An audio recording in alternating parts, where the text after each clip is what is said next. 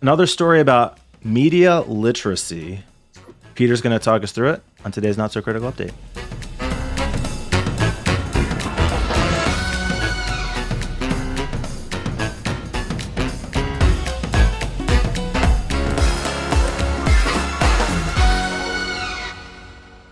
This is Knoll's law of media accuracy.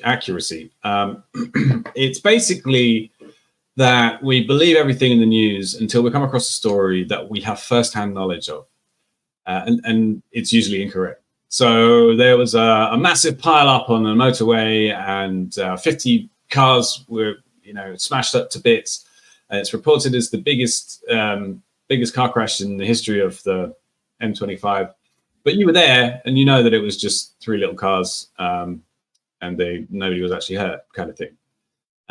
And it gives you a kind of sense that, first of all, that media is all lies, but then you turn the page and just read the next one as if it, didn't make any difference. It's very closely related to the Gelman amnesia effect, which we talked about a while ago, which is very similar.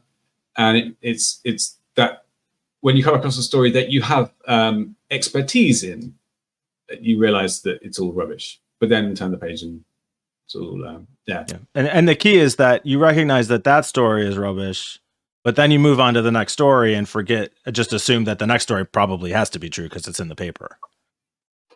Yeah, that's the thing. It's the reason why disinformation and fake news is a thing, because for some reason we trust the news, even though we frequently come across situations or news stories where we have either first-hand knowledge or expertise in.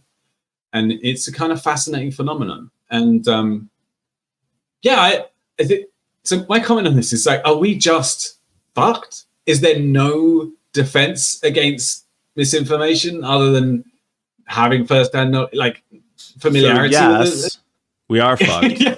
But it's even worse than you think. Really? What? How? No, please don't. I read this really interesting book. It was either called Amusing Ourselves to Death or Entertaining Ourselves to Death or something like that.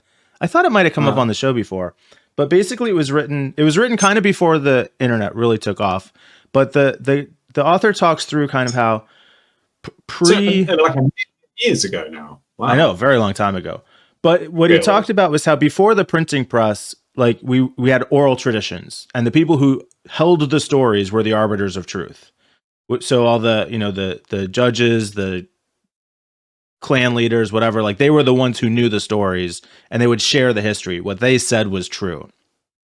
Mm-hmm. Then after the printing press, we knew things were true when they appeared in print.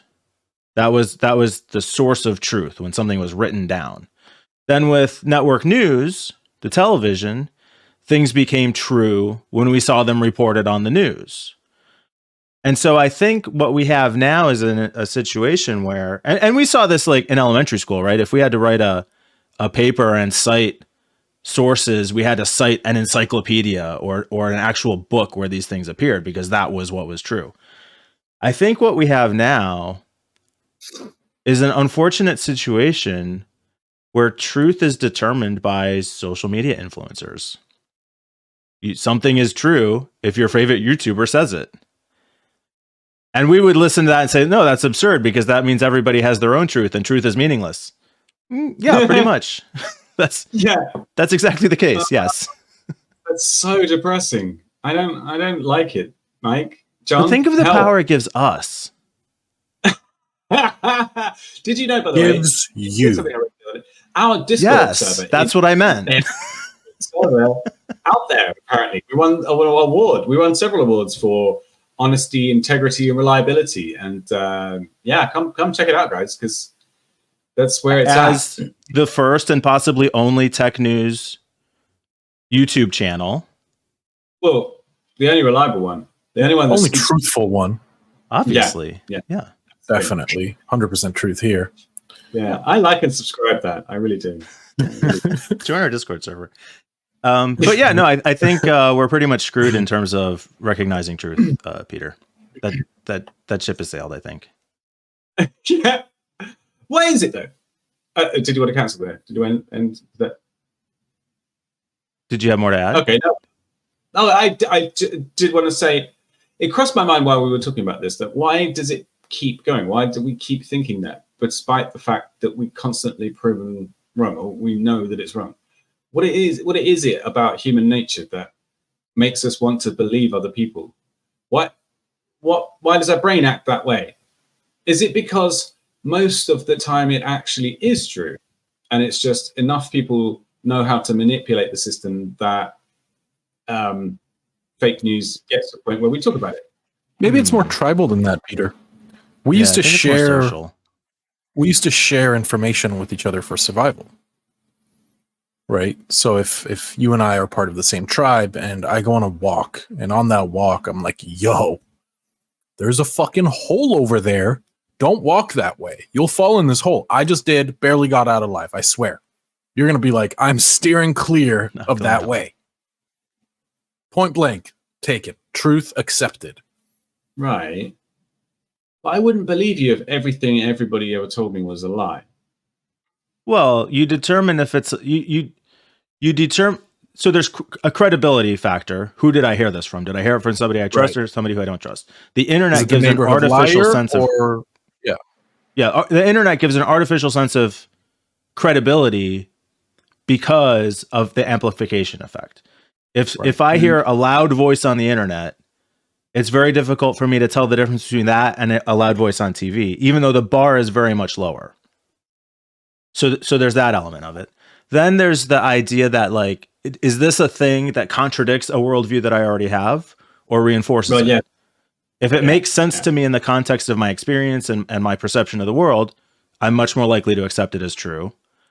And so then it kind of just becomes a cumulative effect. You, over time, convince me that something is true.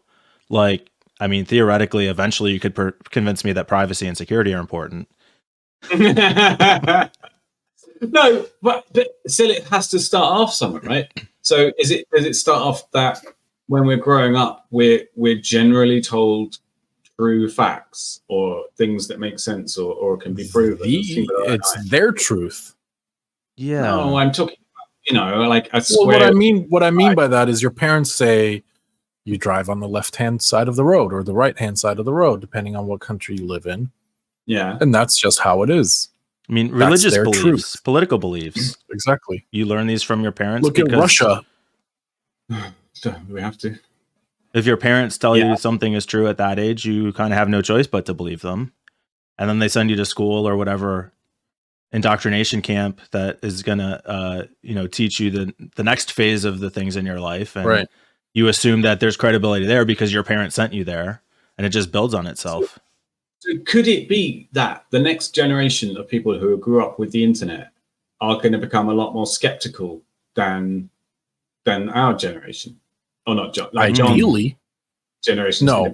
Well, so in Judaism, it's something really interesting that they teach you.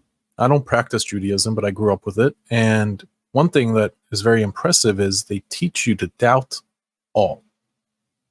Doubt everything. Seek truth. Okay. Question things. Question your faith. Why did God do that? Why would he do that? And go and seek out the truth.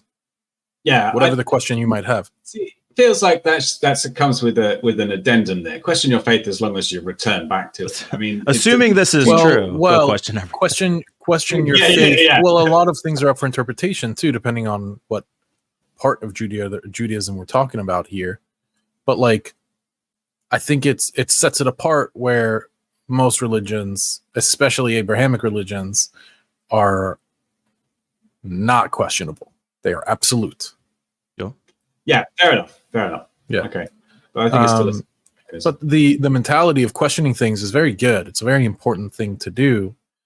Go verify independently. A lot of people don't do that. Like you said, they just scroll through TikTok. They're like, wow, I just learned something on TikTok.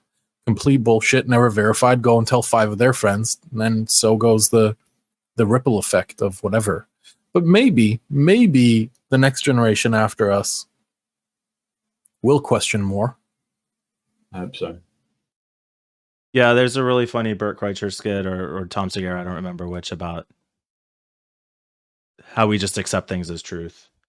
And it's really totally, somebody tells you something one time, you're just like, yeah, that sounds true. I'll go tell everybody I know for the end Right. for the rest of time.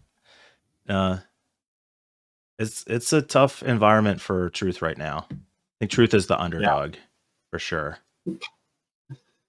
Yeah. But if you watch this show, we guarantee we will always tell you the truth. We will never lie to you. No. And don't question it. And don't question it. Bye.